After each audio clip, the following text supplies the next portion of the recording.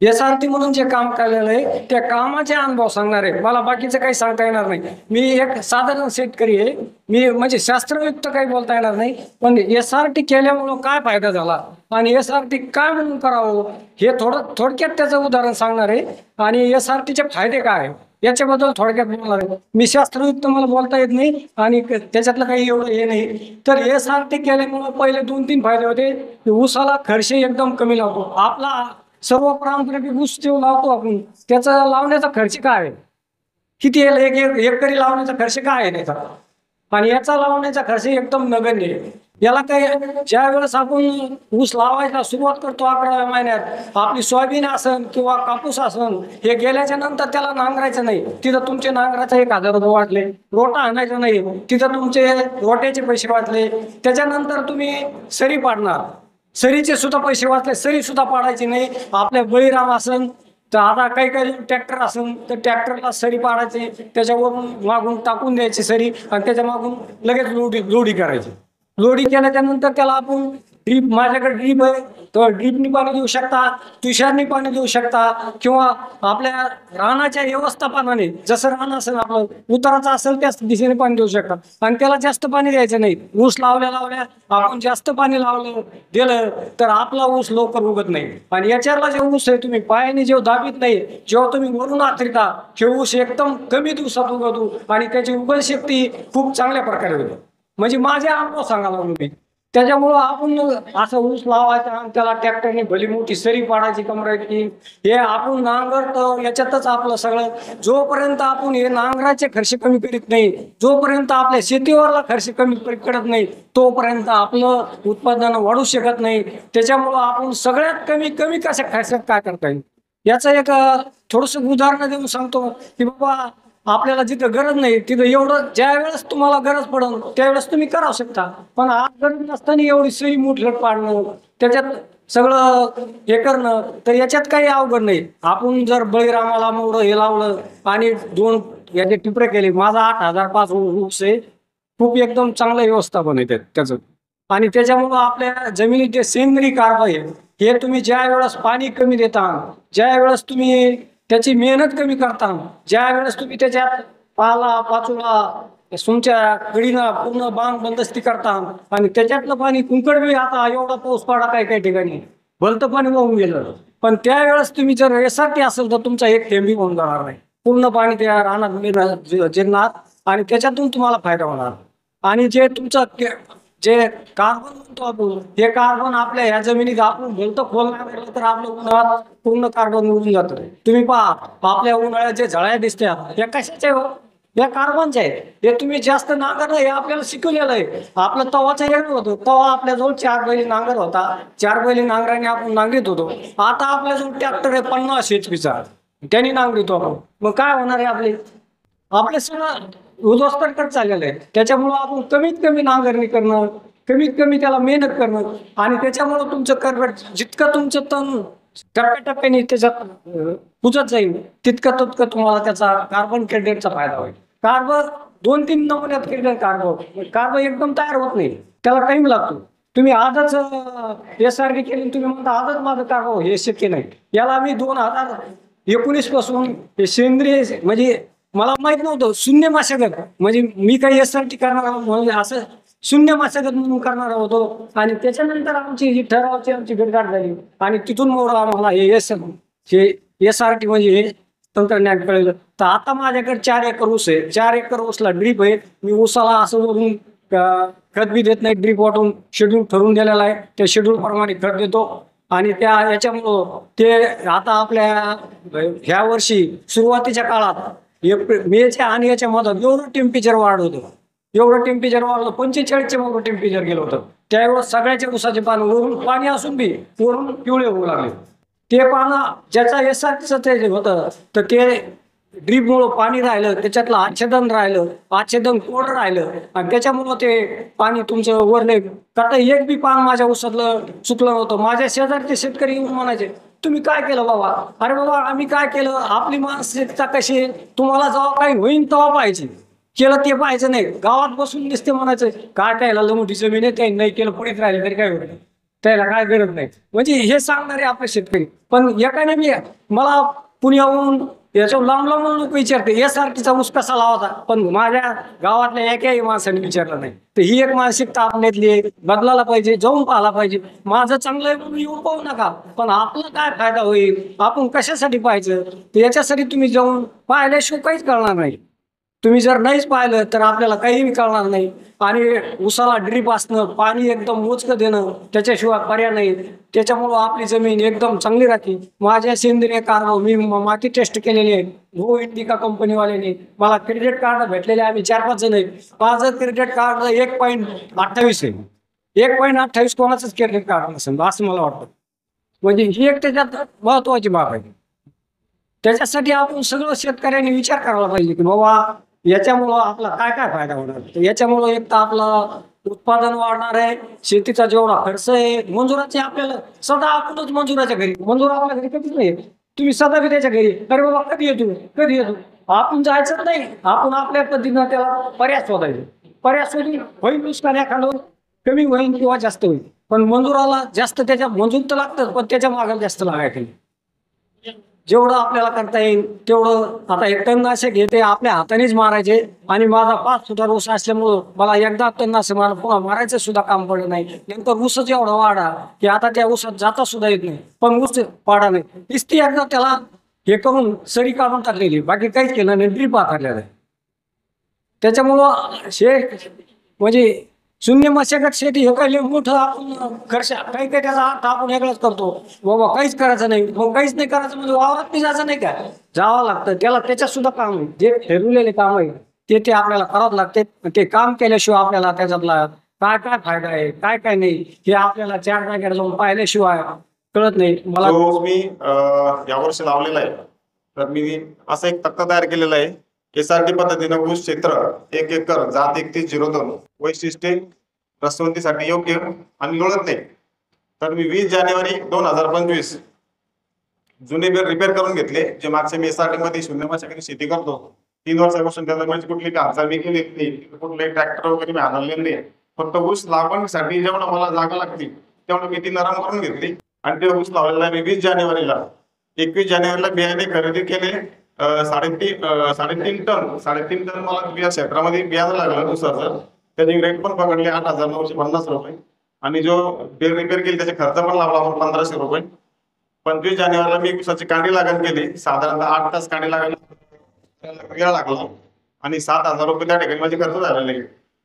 26 जानेवारीला मी बीज प्रक्रिया केली, ऊसाला फवारणी केली लागवडी दुसऱ्या दिवशी. त्या ठिकाणी मी अॅट्राझिन हे तणनाशक एका पंपाला 100 ग्रॅम, त्यासोबत 20 मिली गोल याप्रमाणे मारलं. तर मला त्या ठिकाणी 60 दिवसापर्यंत कुठलंही तण मला तिथे उगवलेलं जाणवलेलं नाही. 2.5 आम्ही ठेवलेलं आहे. त्याचबरोबर मी 5 एप्रिल तणनाशकची फवारणी केली. 4 तास मला फवारणी लागले, 800 रुपये खर्च झाला. शिफारसप्रमाणे खत दिले, पॉवर टिलरने मोठी भरणी केली. आता एकच वेळेस आपण काय केलं, ऊसाची जेव्हा मोठी भरणी करतो तेव्हा आपण एकदाच ते ऊसाला भरणी करायची. त्यानंतर तो ऊस तुटून जाऊस तर 3ऱ्या वर्षापर्यंत त्याला कुठल्याही आपलं हालचाल करायचं नाही, त्याच्या बागल्या फोडायचं नाहीये किंवा कुठल्या ऑपरेशन आपल्याला करायचं नाही. SRT म्हणजे सगुना राईस तंत्र, याचे सुरुवातीचं नाव होतं. त्यानंतर SRT म्हणजे सगुना रिजेनरेटिव्ह टेक्निक या तंत्रज्ञानाचा वापर करून 27 जिल्ह्यांमध्ये जवळपास मराठवाड्यामध्ये 15,000 शेतकरी या तंत्रज्ञानाचा वापर करतात. आणि सगुना रिजेनरेटिव्ह तंत्रज्ञान असं त्याचं नाव आहे. तर याचा जन्म झाला सगुना बागेत. आपले आदरणीय चंद्रशेखर दादा भडसवळे यांनी ती विकसित केली, आणि आज महाराष्ट्रातले सर्व शेतकरी त्याचा वापर करतात. आज एक फवारणी घ्यायची ग्लायफोसेटची, आणि उद्या एक घ्यायची. आज इकडून तिकडं मारीत जायचं, उद्या तिकडून इकडं मारीत यायचं.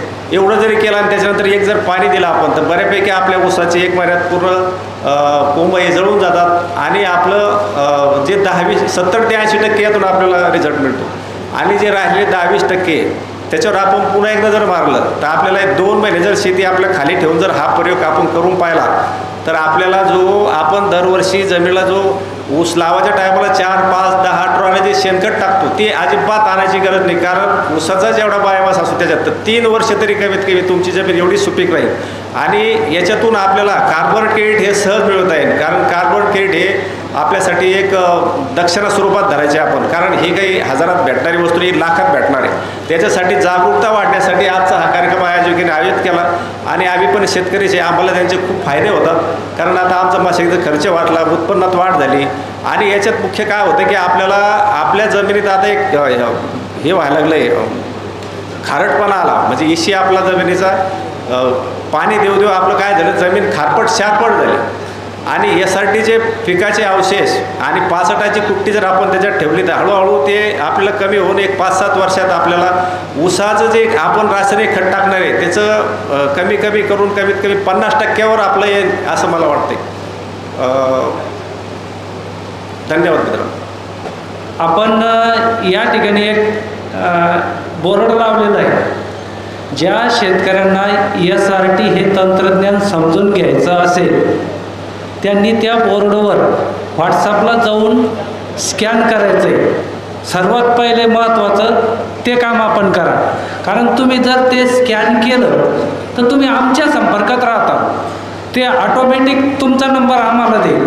आता हे प्रत्येकाचे नंबर घेऊन आम्ही सेव्ह करणं हे शक्य नाही, त्यामुळे तो आपण स्टँड तिथं लावलेला आहे.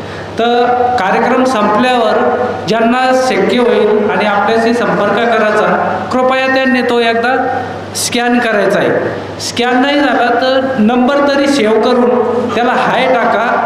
तो 24 तास आपल्याला मार्गदर्शन करतो. तुम्ही कुठलेही प्रश्न त्याला विचारा, तो तुम्हाला सांगतो. तणनाशक असेल, लागवडीचा असेल, आळीचा असेल, कुठलंही तुम्ही पाहिजे ते मार्गदर्शन तो आपल्याला करतो. तर कृपया आपण सर्वांनी ते करावे. आता आपण या ठिकाणी कार्बन क्रेडिट, ऊसातून कार्बन क्रेडिट कसं घ्यायचं या संदर्भामध्ये थोडंसं आपण मार्गदर्शन घेण्यासाठी या ठिकाणी जमलो. आता माझ्या पहिले बऱ्याच वक्त्यांनी आपल्याला त्या बाबतीमध्ये सखोल असं मार्गदर्शन केलं. आणि ऊसाचा मी शेतकरी नाही, परंतु त्या ऊसावर मी अभ्यास केलेला आहे.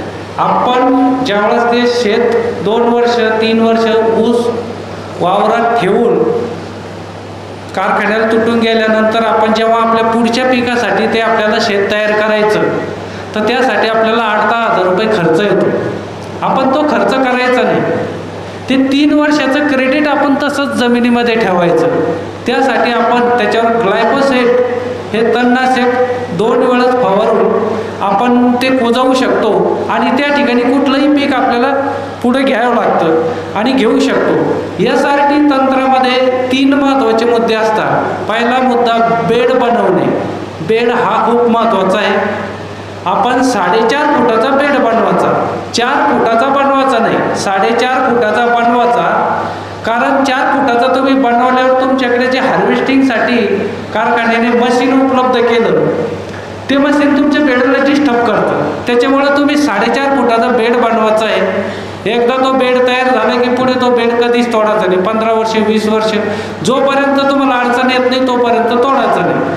दुसरा मुद्दा, जे आपण पीक घेऊ ते पीक वरचं कापून घ्यायचं, त्याचं मूळ जमिनीला ठेवायचं. ते मूळ जमिनीला असल्यामुळं काय होईल की जे आतमध्ये जमिनीच्या आतमध्ये जे राहील ते गांडुळाचं खाद्य तयार होईल आणि मध असणं त्या ठिकाणी मासे येतात. तशा पद्धतीने गांडूळ त्या ठिकाणी येईल. आणि ते जर वर असलं, तुम्हाला असं वाटत असेल की आपण रोट्या करून ते तिथे जिरवू, पण ते चुकीचं आहे. रोट्या करून ते वरती राहतं जमिनीच्या, ते आतमध्ये राहत नाही. आपल्याला ते आतमध्ये जिरवायचं आहे. आणि तिसरी गोष्ट म्हणजे आपण तणाचं नियंत्रण तणनाशकाद्वारे करतो. आता काही शेतकऱ्यांचा असा प्रश्न येतो, मला वाटतं या शेतकऱ्यांनी विचारलं की गांडूळ खत फवारल्यामुळं किंवा तणनाशक फवारल्यामुळं गांडूळ मरतील खत टाकल्यामुळे. बरोबर आहे, गांडूळ मरता खताने, पण त्यांच्या अंगावर पडलं तर आपल्याला जेव्हा खत टाकायचं तर आपण गांडुळाला एक मेसेज द्यायचा असतो. 2 दिवस अगोदर आपण एक मेसेज द्यायचा. मेसेज कसा द्यायचा की 2 किलो युरिया घ्यायचा. 1 एकर क्षेत्रासाठी 2 किलो युरिया घ्यायचा. 5-7 किलो त्याच्यामध्ये वाळू घ्यायची आणि त्या वाळूमध्ये तो युरिया मिक्स करून पूर्ण शेतामध्ये पसरून द्यायचा. पसरून दिल्याच्या नंतर 2 दिवसानं आपण ते गांडूळ गायब होऊन जातात. म्हणजे त्यांना मेसेज पोहोचतो की यांना इथं काही काम करायचं, ते बाजूला होऊन जातात. त्यावेळेस आपण ते खत वगैरे टाकू शकतो. अशा पद्धतीने जर आपण केलं तर गांडुळाला काही इजा होत नाही, गांडूळ डिस्टर्ब होत नाही. माझ्या शेतामध्ये आताही खूप गांडूळ आहे आणि गांडूळ असणं हा आपला उद्देश नाही. आपला उद्देश जमिनीतलं जे सेंद्रिय कर्ब आहे ते वाढवायचं आहे. जोपर्यंत जमिनीतलं सेंद्रिय कर्ब वाढत नाही तोपर्यंत आपण टाकलेलं पिकाला जे खत आहे ते पिकं घेत नाही. त्यासाठी आपण हे 2-3 मुद्दे लक्षात ठेवा. आणि जो आपण पाणी देतो, डायरेक्ट पाणी देतो, होतं होईल तोपर्यंत तो एक प्रयत्न करा की शेततळे, जास्तीत जास्त शेततळे करा, ते भरून ठेवा. जे कॅनलला पाणी येतं ते भरून ठेवा आणि पाहिजे तेव्हा ते तुम्हाला देता येईल. आज तुम्ही नाविलाजामुळे ते देऊन टाकता की 8 दिवसानं तुम्हाला, आज गरज नाही, 8 दिवसानं गरज आहे, पण आज तुमच्याकडे आलं म्हणून तुम्ही ते देता. त्यासाठी तुम्ही तो एक प्रयोग करा. असे 2-3 मुद्दे तुम्ही केले, तुम्ही नक्कीच SRT मध्ये पात्र कार्बन क्रेडिटसाठी होताल असं मला वाटतं. मंचावरील उपस्थित सर्व मान्यवर आणि आजच्या ऊस विकास परिषदेसाठी जमा झालेल्या सर्व शेतकरी मित्रांना माझा रामराम. मोठ्याने बोला रामराम. आपण गप्पा मारूया. आम्ही काही तंत्रज्ञान सांगायला नका आलो, सगळे असे गंभीर होऊ नका. मी तुमच्यासारखाच आहे, मी काही वेगळा नाही आहे. कृपया गंभीर होऊ ना, हसा बोला. काही प्रश्न असले तर विचारा. आज हे मनोज काका माझ्या शेतावर येऊन गेलेले आहेत, म्हणजे साक्षीदार आहेत. तुम्हाला असं वाटून घ्यायचं कारण नाही की बुवा यांना कुठून धरून आणले ना आपल्याला आता बळच बसलं आहे, महाराजाच्या पायाखाली घोंगडी गुंतल्यासारखं काही वाटून घेऊ नका. मी तुमच्या जवळचा शेतकरी आहे, पैठण तालुक्यातला आहे. ह्या हायवेवरच माझं थापटी तांड्याच्या बाजूला गाव आहे देवगाव. मी दीपक पुरुषोत्तम जोशी, मुक्काम देवगाव, तालुका पैठण, जिल्हा छत्रपती संभाजीनगर इथला शेतकरी आहे.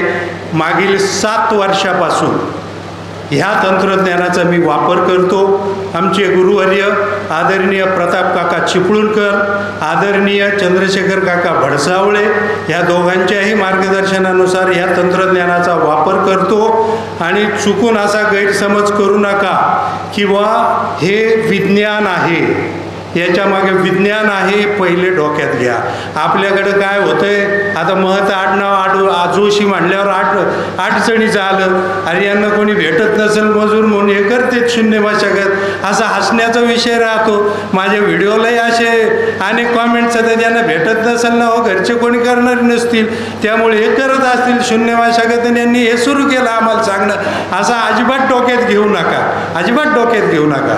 आम्ही पूर्ण वेळ शेतकरी आहे, 4 पिढ्याचा शेतकरी आहे. 40 वर्ष झालेत शेती करतोय, पूर्ण 40 वर्ष झालेत शेती करतोय.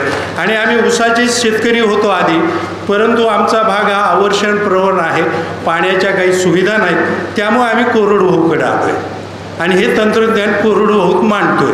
आता विषय जरी वेगळा असला तरी जमिनीचं आरोग्य एकच आहे. आज तुम्ही मला सांगा, तुमचे एवढे शेतकरी, आता भैयासाहेब सगळे बरोबर करते, मला सगळं माहिती आहे सारं तंत्र. किती लोकांनी जमिनीची तपासणी केली, किती लोक आहे याच्यातले? ती एक दिसतंय बा तिकडे. काय परिस्थिती आहे जमिनीची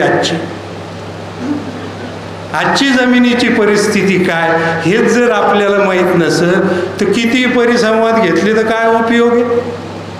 काहीतरी बदल झाला पाहिजे. आणि आज प्रामुख्याने भडसावळे काका रायगडहून आलेत, नेरळहून, खास तुमच्यासाठी इथं आलेत हे तंत्रज्ञान सांगण्यासाठी.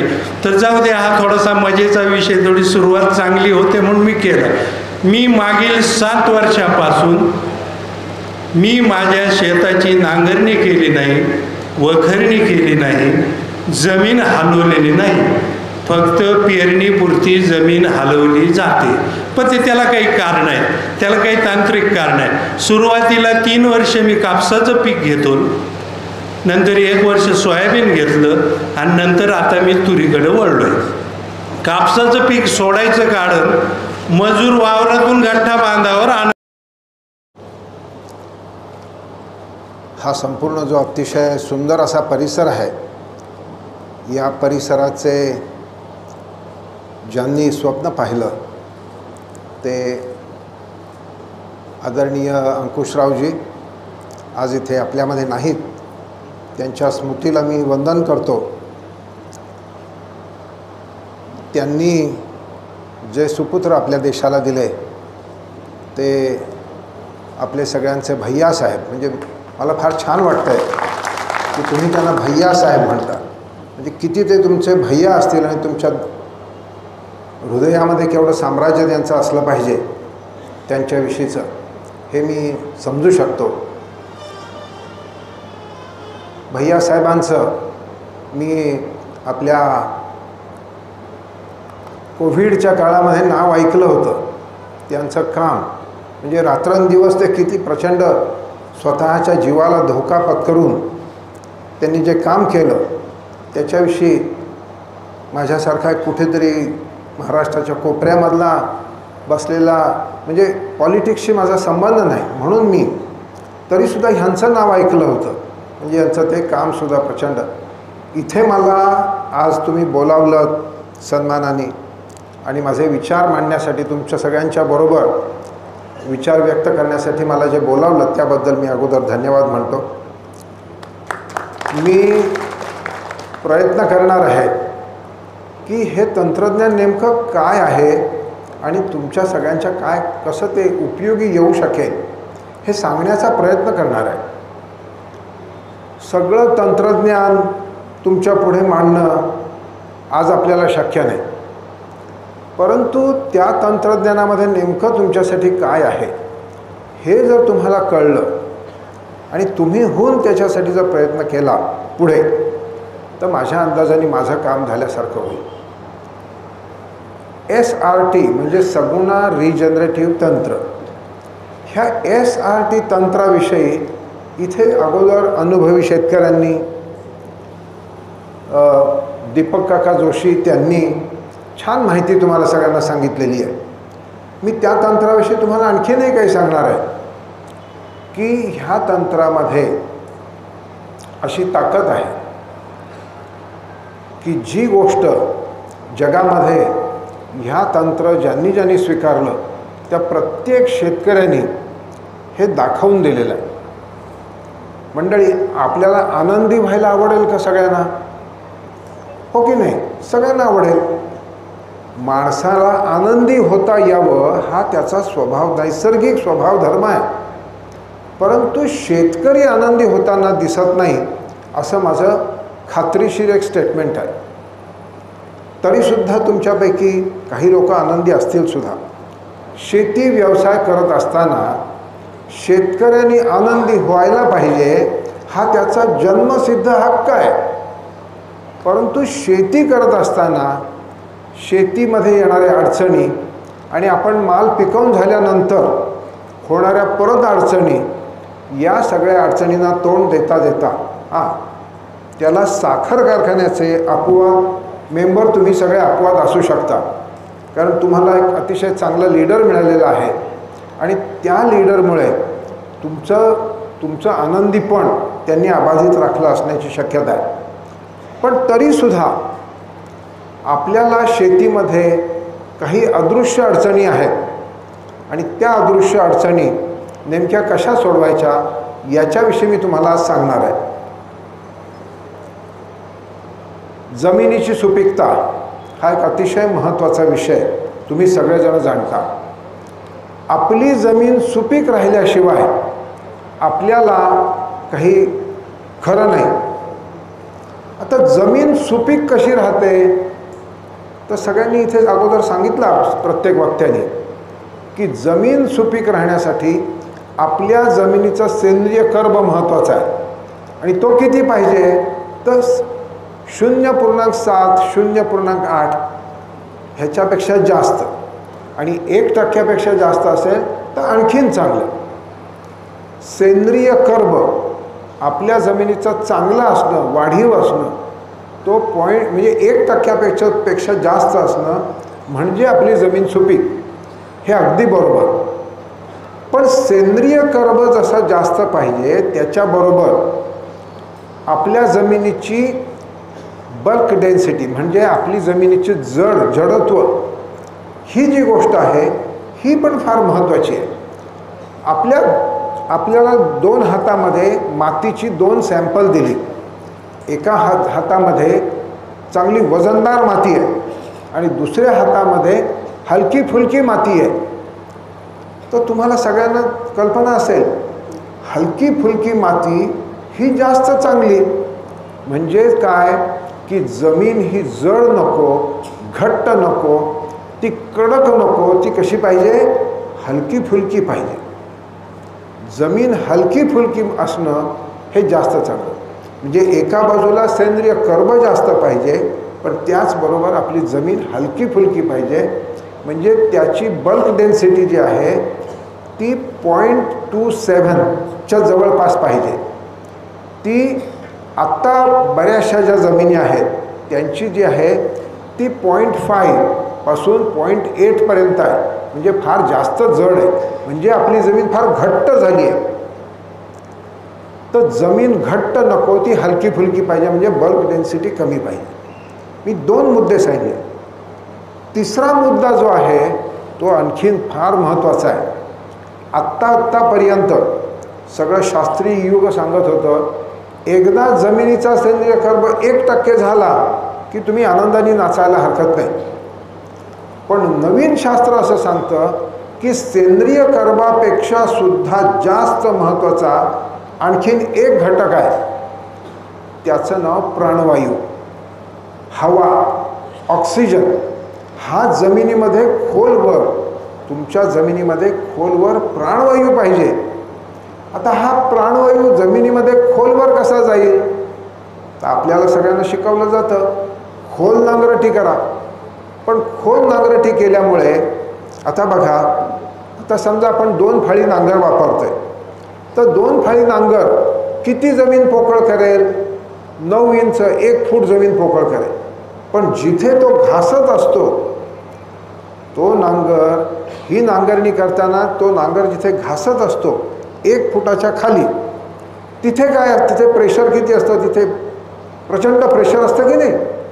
तर हे जे प्रचंड प्रेशर आहे हे जर वर्षामध्ये आडवी आणि उभी नांगरट करून 1, 2, 3 वेळा आपण जर ते वापरला तर तिथे टणक स्तर तयार होतो. 1 फुटाच्या खाली किंवा 9 इंचाच्या खाली टणक स्तर तयार होतो. हे झालं 2 फाळीचं. पण तो रोट्याव्हेटर, तो तर आणखीन भयानक प्रकार आहे. तो जोरजोरात फिरत असतो आणि प्रचंड आपल्या जमिनीला ठोकून काढत असतो. आत्ता आपल्या देशाचे जे सगळ्यात अत्युच्च अधिकारी आहेत त्यांचं नाव doctor M.L. Jat. M.L. Jat हे ICRचे डायरेक्टर जनरल आहेत. ते त्या रोट्याव्हेटरला ठोक्याव्हेटर म्हणतात. आपल्या भूमातेला तो ठोकून काढतो. तर अशा ह्या ज्या गोष्टी आहेत याच्यामुळे आपल्या जमिनीचं प्रचंड नुकसान होतं. किंबहुना हे जे सगळं शास्त्र आहे ज्याच्याविषयी मी बोलतोय किंवा हे सगळे अनुभवी शेतकऱ्यांनी तुमच्यापुढे विचार मांडले, या शास्त्राचं इंग्रजीमध्ये नाव आहे रिजनरेटिव्ह ॲग्रिकल्चर, किंवा आपण त्याला मराठीमध्ये म्हणू पुनरुत्पादित शेती. पुनरुत्पादित शेती म्हणजे जमीन आपली जी आहे, भूमाता जी आहे, ही भूमाता आपली पुन्हा सशक्त झाली पाहिजे. प्रत्येक वेळेला पीक घेतलं की त्या भूमातेने खताची मागणी वाढवायची नाही, खताची मागणी कमी करत गेलं पाहिजे. आणि कालांतराने आपल्या भूमातेमध्ये जमीन खत मागायचीच गरज नाही अशी परिस्थिती साधारण 8-9 वर्ष SRT शेती केलेले शेतकरी आता सांगतायत की आमच्या शेतामध्ये पूर्वी आम्ही अमुक बॅग युरिया आणि सुफला वगैरे असे खतं वापरत होतो. SRT पद्धतीने शेती केली 7-8 वर्ष 9 वर्ष, आता आम्हाला आमच्या जमिनीमध्ये खत टाकायची गरजच पडत नाही. मग अशी सगळी परिस्थिती जर आली तर तुम्हाला आवडेल का की ज्या परिस्थितीमध्ये तुम्ही खर्च कमी करताय, ज्या परिस्थितीमध्ये तुम्हाला लेबरवर अवलंबून राहायला लागत नाही, ज्या जमिनीमध्ये ट्रॅक्टरची वाट बघावी गरज लागत पडत नाही, अशा परिस्थितीमध्ये ह्या सगळ्या गोष्टी स्वीकारून तुमचं उत्पादन मात्र जास्त येते. जिथे तुमचं उत्पादन, मला असं कळलं की 30-35 टनावर आता आले ऊसाचं उत्पन्न, हे 30-35 टनावरून तुमचं उत्पन्न 40-50 टनावर गेलं आणि खर्च मात्र तुम्ही कमी केला, नांगरट केली नाही, रोट्या मारला नाही, कोळपणी केली नाही, खुरपणी केली नाही आणि अशा परिस्थितीमध्ये तुम्हाला खतं पण कमी लागली, रोगराई कमी आले, हे सगळं घडतंय आणि घडल्यानंतर मी तुम्हाला सगळ्यांना सांगतोय हे घडत आहे. फक्त हे सगळं जे आहे हे आता आपल्याला ऊस पीक पद्धतीमध्ये आणायचं आहे.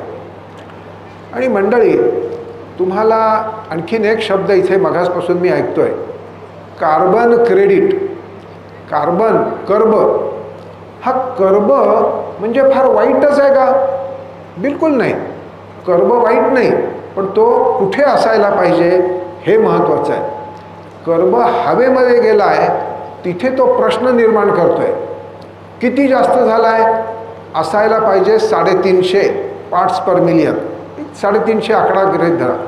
तो आत्ता आहे 427, 430, 450. ज्या दिवशी होईल त्या दिवशी आपली परिस्थिती गंभीर होईल, कोविडपेक्षा जास्त गंभीर.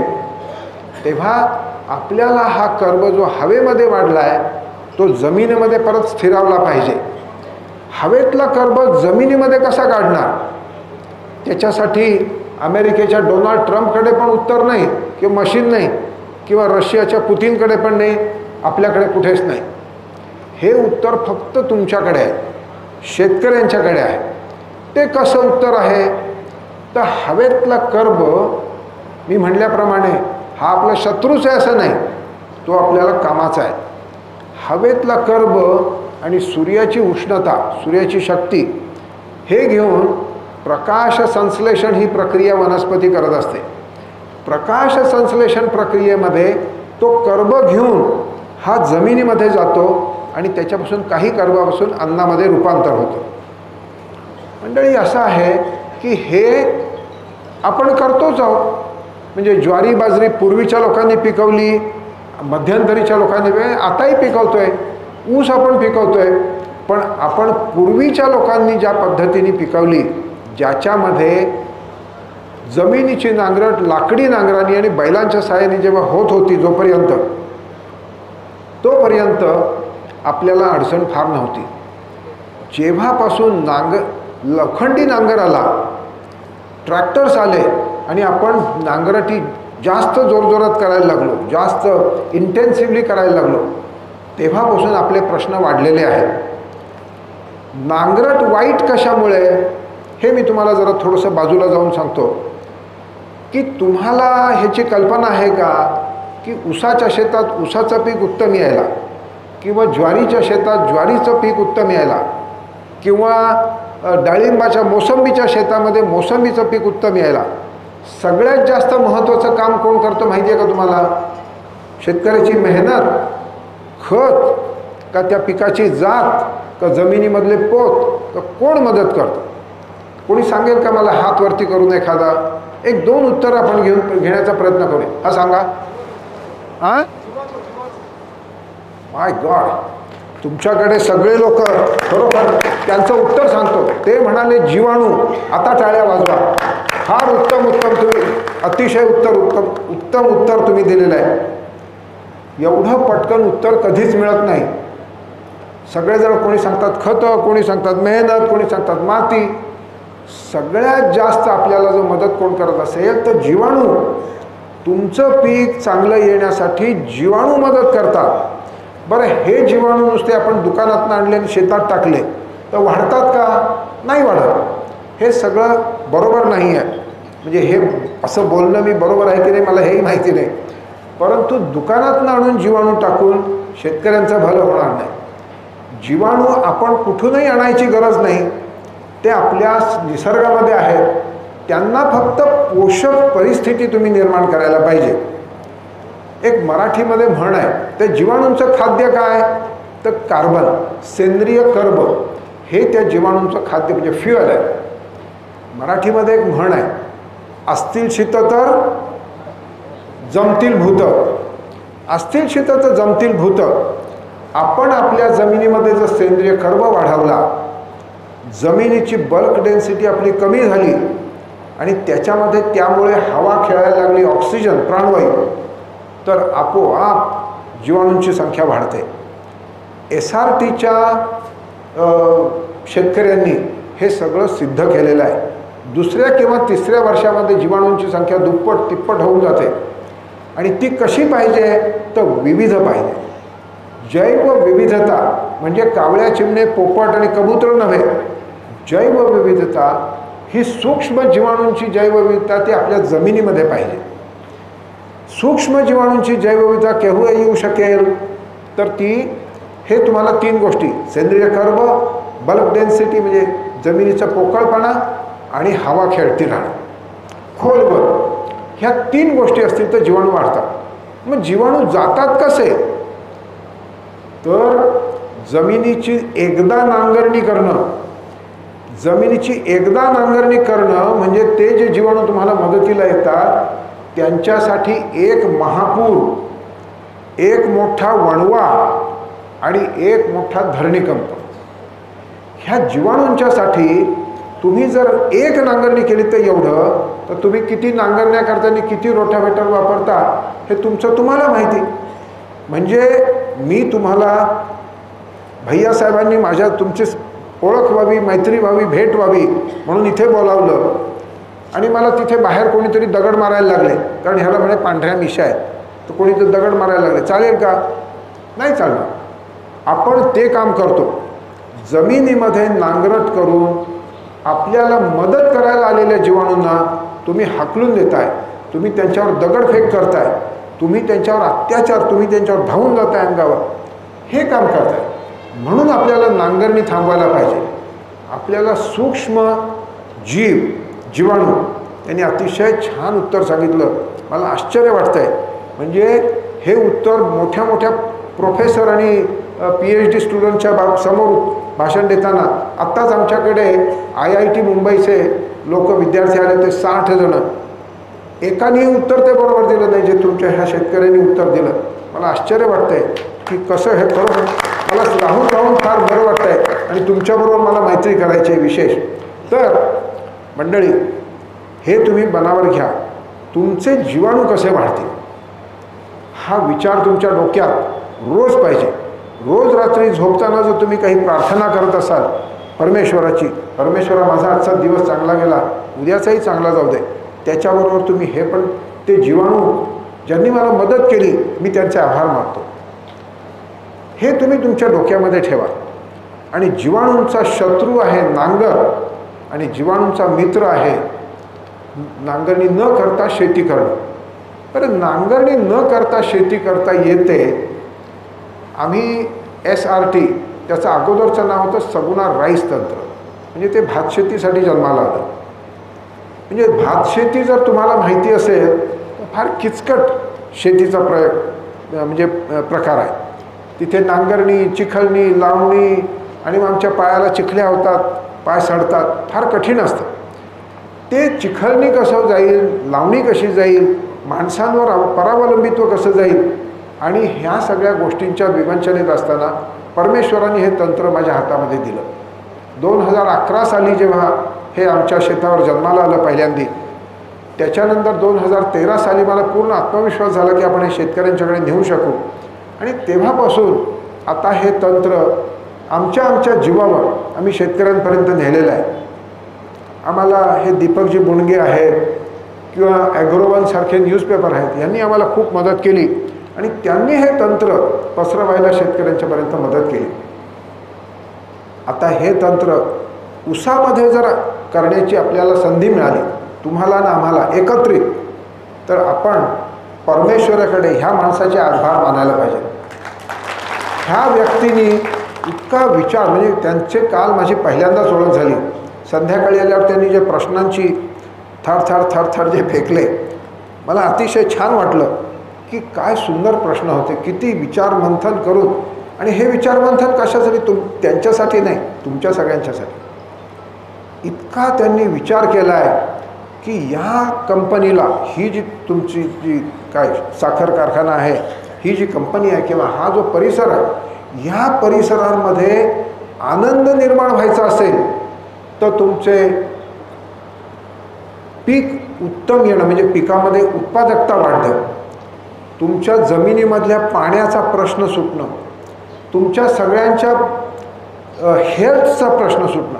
आम्ही काल बोलत होतो त्यांचे आणखीन त्यांचे राईट हँड, मला नावं लक्षात राहत नाही, हां, तर त्यांनी ते काका जे आहेत ते सांगत होते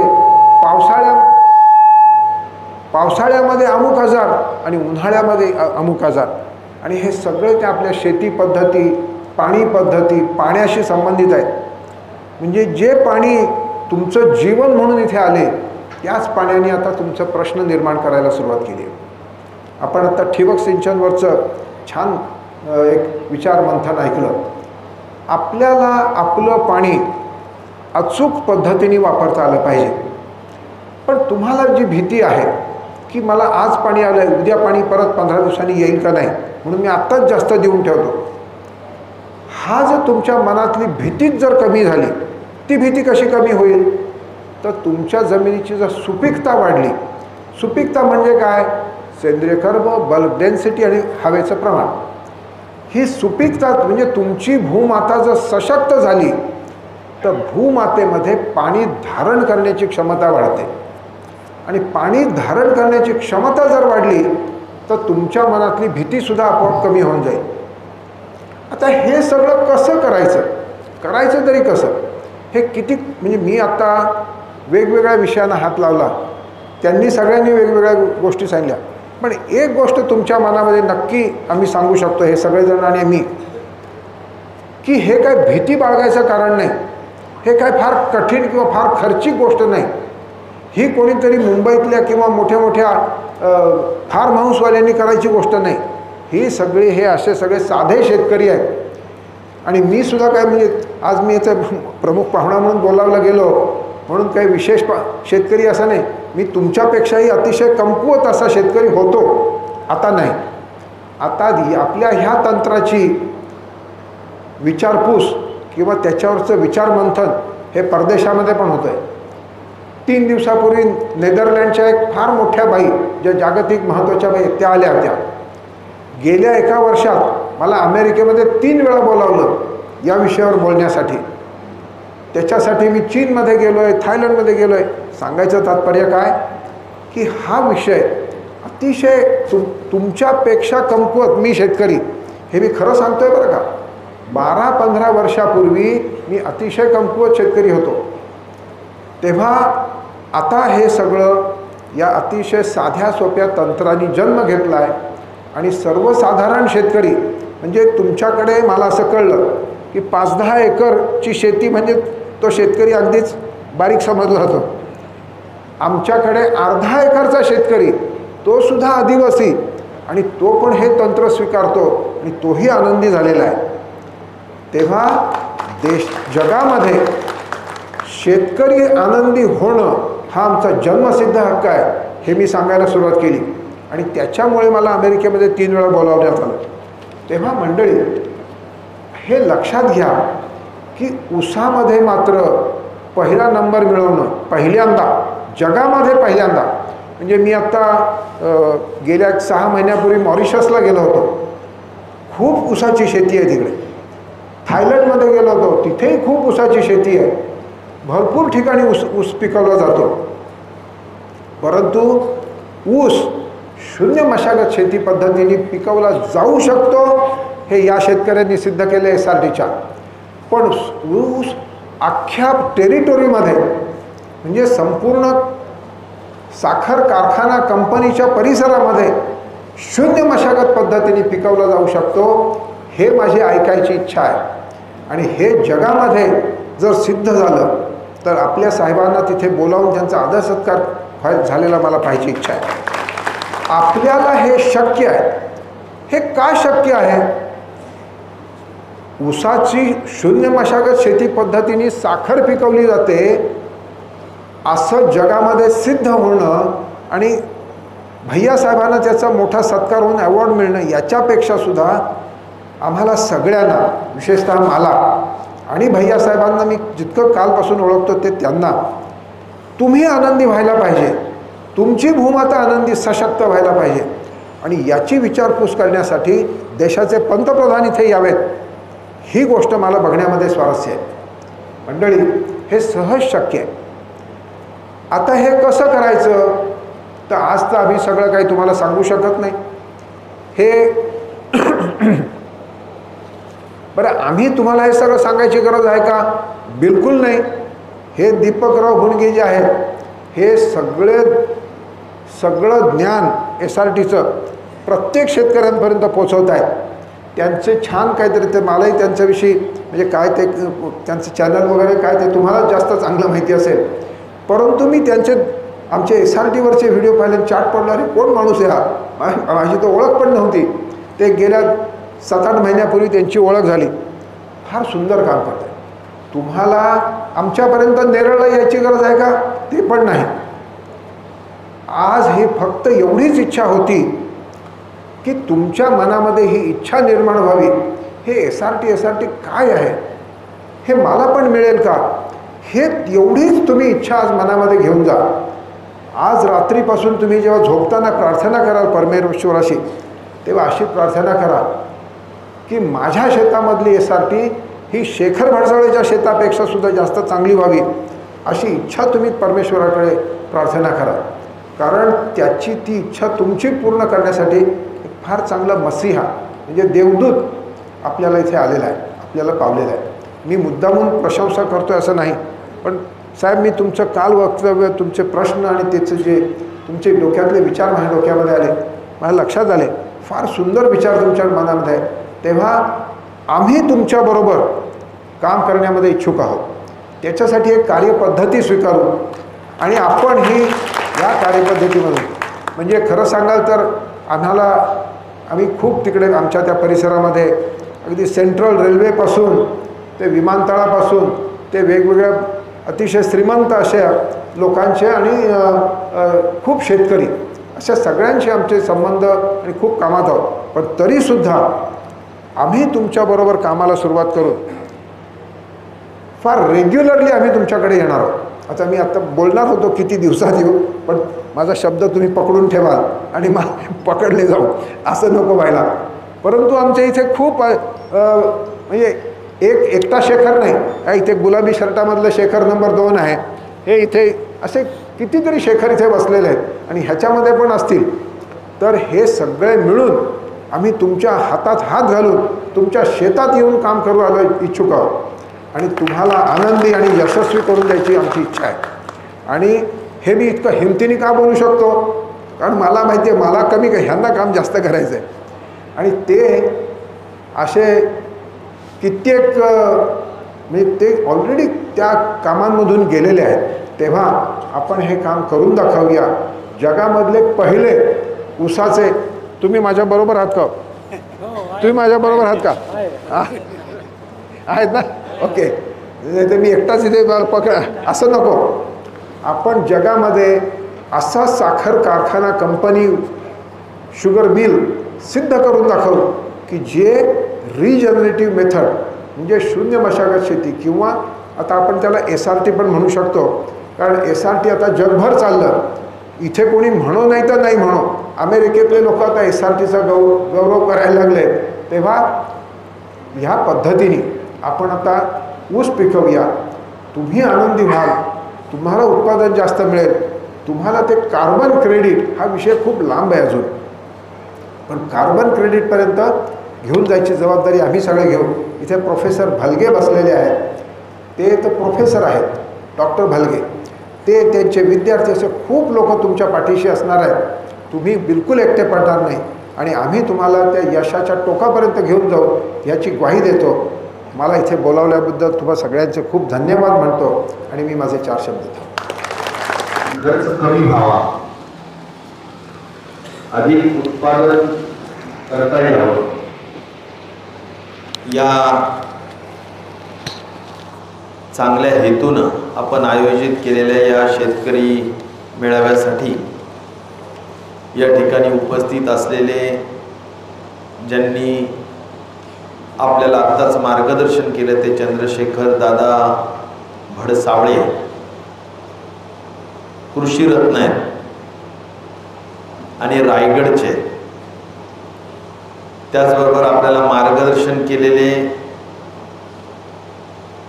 दुसरे शेतकरी जे आपल्या थापटी फाटा या ठिकाणी त्यांची शेती आहे आणि आपण छत्रपती संभाजीनगरला नेहमीच जातो, तर त्यांच्या शेतीवर जरूर गेलं पाहिजे आणि जाता जाता कधीतरी कमी शेतीत कमी खर्चात कशी ते कोरडवाहू शेती करतात, मग ते कापूस असेल, तूर असेल, अन्य काही गोष्टी असतील,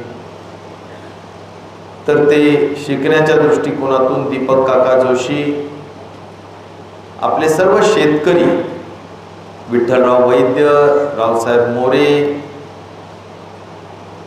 आवर्जून या ठिकाणी आलेले सीताफळ बागायतदार संघाचे अध्यक्ष श्री श्याम गट्टानी, हे सर्व कोरडवाहू फळांचं कशा पद्धतीनं उत्पन्न वाढून आपल्या भागात येऊ शकतं, ते कोरडवाहूच्या भागात अधिक जर काम ज्याचं असेल तर त्यांचाही संपर्क त्यांच्याशी व्हावा अशी पण अपेक्षा मी या निमित्ताने करेन. या कार्यक्रमासाठी ज्यांनी पुढाकार घेतला ते आमचे मित्र आणि आपल्या कारखान्याचे सन्माननीय संचालक मनोज काका मरकड, अमरसिंह खरार, आपल्या खरेदी विक्री संघाचे अध्यक्ष भाऊसाहेब नाना कनके, नरसिंग तात्या, सरदार सिंग काका, सीताराम लहाने, मधुकर जिजा, आवर्जून उपस्थित असणारे शेतीमध्ये आणि सर्व क्षेत्रात ज्यांचा रस आहे, कारण शेवटी ज्यांची आवड असते ते बरोबर येतात, ते आपले मॅनेजिंग डायरेक्टर श्री समुद्रे साहेब, त्याचबरोबर सुधाकर दादा खरात, सखारामजी भागवत, ॲडव्होकेट जारे, आमचे भगीरथदा कळमजी, सतीशदादा होंडे, बाळासाहेब नरोडे, विनायक मचे, किरण तात्या तारक, भागोजी मैन, अशोक मांगदरे, शिवाजी गुले, भागवत सोळुंके, असे काही कार्यकर्ते, बरेचसे कार्यकर्ते आहेत. सगळ्यांचे नाव कदाचित घेता येणार नाही, पण उपस्थित आपले धनंजय भोसले, आमचा दीपक, ज्यांचं बुनगेंचं कार्य हे नेहमी सगळ्या क्षेत्रामध्ये, खास करून शेतीच्या क्षेत्रामध्ये हे उल्लेखनीय कार्य असतं, ते आमचे दीपक बुनगे, ते चॅनलच्या माध्यमातून सुद्धा शेतकऱ्यांना खूप जागरूक करत असतात आणि नवीन तंत्रज्ञान ज्यावेळी मी जिथं जिथंही पाहतो तिथं बुनगेंची उपस्थिती असते आणि त्यामुळं आपल्याला अभिमान वाटावा असं एक चांगलं कार्य आपलाच एक तरुण सहकारी करतो आणि त्यांच्यामुळे सुद्धा अनेक चांगल्या नवीन नवीन उपाययोजना आपल्या भागात चालत असतात.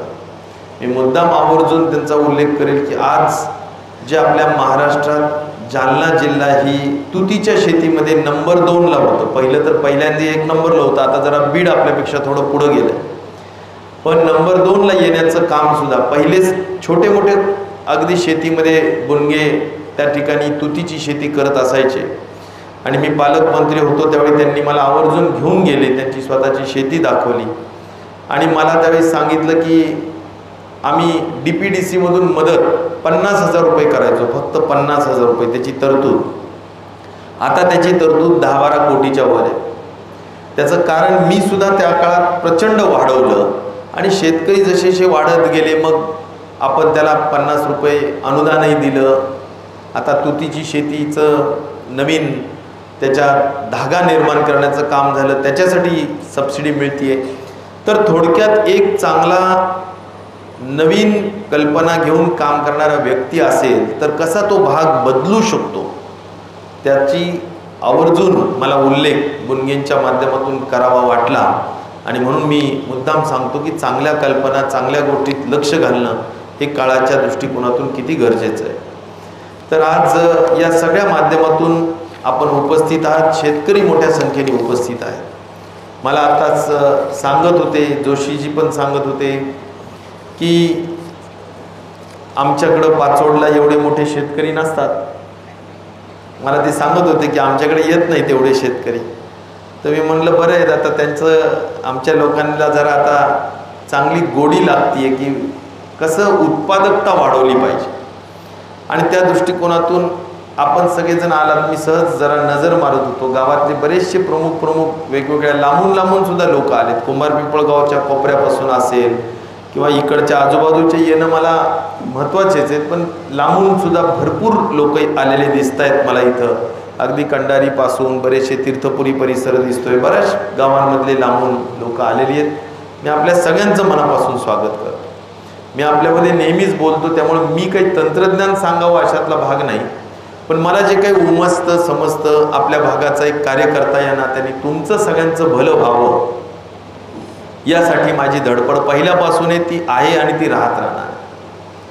त्यामुळं तुमच्या भल्यासाठी आमचं सातत्याचा प्रयत्न असतो आणि म्हणून जे काही माझ्या शेतकऱ्यांना देता येईल, माझ्या भागासाठी जे काही काम करता येऊ शकेल ते करण्याचा माझा जाणीवपूर्वक प्रयत्न असतो.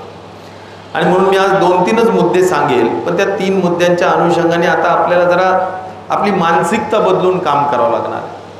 कसं आहे की तुम्ही लोक कष्ट करता, चांगलंही काम करता, परंतु तुम्हाला समजून तुम्हाला जरा लवकर समजावं आणि त्याची अंमलबजावणी अतिशय मनाभावातून आपण करावी अशी अपेक्षा माझी नक्कीच आपल्या सगळ्यांच्या दृष्टिकोनातून आहे. तर मी 2-3 मुद्दे फक्त स्पर्श करणारे, जास्त विषय नाही. पण आता ठिबक सिंचन आपल्या भागात दुर्लक्षित विषय, म्हणजे मी दादांनाही सांगेल फार दुर्लक्षित. तुम्ही जर विचारलं की इथं बसणारे किती लोक ठिबकवर आहेत, तर मला असं वाटतं 5% हात वर होतील. त्यामुळं मला असं वाटतं की हे लोक तसे अभ्यासू लोक असतील, त्यामुळं काहीतरी त्याच एकूण जे काही क्षेत्र आहे ऊसाचं ह्याचं त्यातले 5% लोक शेती ह्याच्यावर आहेत. ऊसाचे लोक ठिबकवर 5% आहेत. मग 5% शेतकरी जर ठिबकवर असतील तर आपल्याला ठिबकचं महत्त्वच कळलं नाही. आत्ताच सांगा बरं, खरंच ठिबकवर किती आहेत ऊसाचे शेतकरी? फक्त ऊसाचे शेतकरी हात वर करा, कारण मोसंबी वगैरे असतंच. किती झाले? साधारण 5-7 इकडं, मागं एक 10-12, इकडं एक 5-6. आता उपस्थितीच्या दृष्टिकोनातून ही टक्केवारी बरोबर सांगितली, मी जरा जास्त सांगितली मला वाटतं. म्हणजे मला एक सांगायचं एवढंच की जगामध्ये आता ठिबक सिंचन हे अतिशय यशस्वी उत्पादकतेसाठी सिंचनाची व्यवस्था आहे आणि असं असताना सुद्धा आपण वापरत नाही. मग आता आपण काय समजायचं, आपण कुठे आहोत? मी सांगलीला गेलो होतो मधल्या काळात, जाणीवपूर्वक एका लग्नाला गेलो होतो, मग पतंगराव कदम वगैरे त्यांच्या शेतामध्ये गेलो, त्यांच्या भागात बघितलं. सरासरी 50%च्या वर लोक शेतीला. तिथंही असंच पाटाचं पाणी आहे, तिथंही याच पद्धतीचा मोठं कृष्णा नदीवरून पाणी उचलून मोठमोठे अश्वशक्तीचे पंप लावून पाणी उचलून त्यांच्या ड्राय भागामध्ये आणलेलं आहे. आणि त्यामुळं पाट आहे, सगळ्या गोष्टी आहेत. म्हणलं तर ते काय बटन दाबलं की दांडाने पाणी मिळू शकतं, पण करत नाही. आणि त्याचं कारण काय की त्या शेतकऱ्यांना सरासरी 80 टन 90 टन 100 टन वाले असे, आपण जर म्हणलं ना एखाद्या ह्याच्यात की अरे हात वर करा रे 80-90 टन वाले, तर 90% 80% हात वर होते. आज आपली सरासरी 40 आहे, त्यांची सरासरी 80 आहे समजा, सरासरी. त्यांचे 100 टनावाले 120 टनावाले सुद्धा 10-15% लोक सहज आहेत.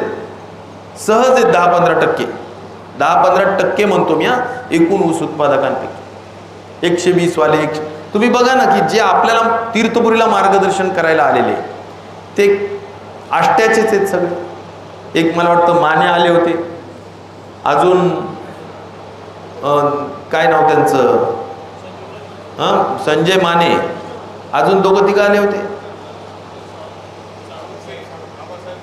आबासाहेब साळुंके, एक मला वाटतं अजून एक असे आठवले. हे सगळे विक्रमी उत्पादन घेणारे, 150 टन 120 टन 130 टन. काय किमया आहे? पहिल्यांदा ठिबक आहेच, आणि मग ठिबक आपण नाही करत, आपण 5% ठिबक पण नाही आहे. मग आपण कसं काही 120 80 कसं मिळणार?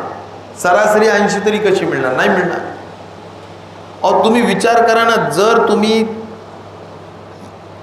कष्ट तेवढेच घेतात, वेळ तेवढाच देतात, हार्डली 5-10% जास्त खर्च लागत असेल मला वाटत नाही की, उलट मी तर म्हणतो खर्च बचत होतो. आता भोसलेंनी भाषणात सांगितलं असं, खताची पण बचत होते. आपण खतं फेकतो, फेकायची गरज नाही, वेंचुरीने देऊ शकतो, द्रवरूपाने द्यायला पाहिजे. खत बचत होते, पाणी बचत होते, मजुरींची पण बचत होते. आणि आता हे तंत्रज्ञान आणि जर का आपण ती काय ते तुमचं तणनाशक वगैरे सगळं वापरलं तर खुरपण बिरपण ह्याची पण बचत होते. मायक्रोन्यूट्रिएंट्स वापरा, ह्या सगळ्या गोष्टी करा. माझं सांगायचा मुद्दा असा आहे की तुमचं खर्च बचत होऊन किंवा कमी होऊन जर उत्पन्न डबल झालं, 40 टन सरासरी 80 टनावर जर आपला भाग गेला, तर तुम्ही विचार करा ना की आपण कुठे जाऊ. तुम्हाला कारखाना हा तुमचा कारखाना आहे आणि तुमच्या कारखान्याला तुम्ही या वर्षी मागच्या वर्षी उपाशी ठेवलं. हे काळे जरी भाषणात बोलले असले की आम्ही एवढं करतो तेवढं करतो, मागच्या वर्षी तुम्ही उपाशी ठेवलं. मागच्या वर्षी 15 लाख टन क्रशिंग झालं 2 कारखाने मिळून. मागच्या वर्षी किती झालं सांगा काळे? 12 लाख. किती लाख कमी झालं? 3 लाखाचा तुम्हाला काही हिशोब कळतो का कधी? खर्च सारखा झालेला आहे सगळा खर्च.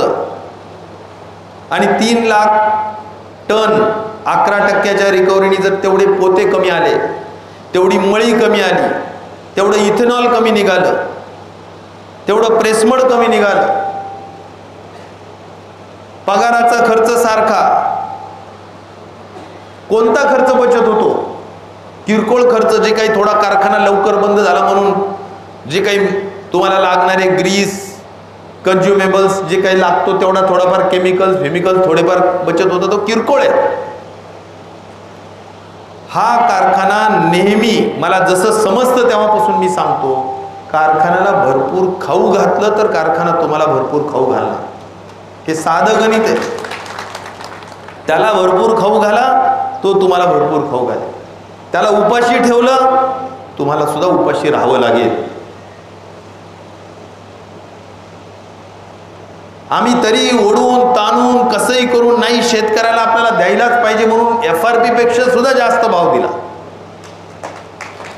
हे कुठंच जगात झालं नसतं. तुम्हाला मी जबाबदारीने सांगतो.